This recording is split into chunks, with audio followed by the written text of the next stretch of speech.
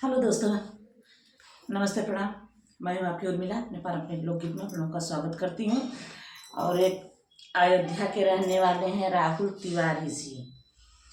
उन्होंने फरमाइश किया है, उनके साले साहब हैं लोग राजकुमार जी और शिवांश जी।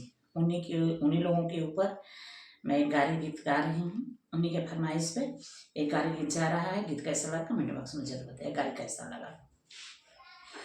सरकायला खटिया जाड़ा लगी, सरकायलो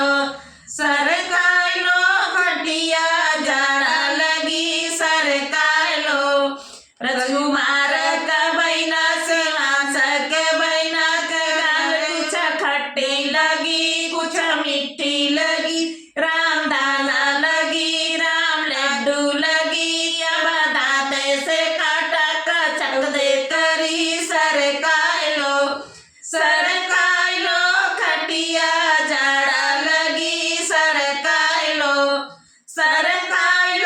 खटिया जाड़ा लगी, सरकायलो शिवांश के बहिना के गाल कुछ खट्टी लगी कुछ मीठी लगी, राम दाना लगी राम लड्डू लगी, अब दांते से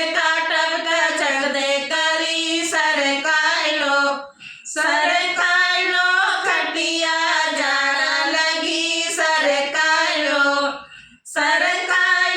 खटिया जाड़ा लगी, सरकायलो। गीत कैसा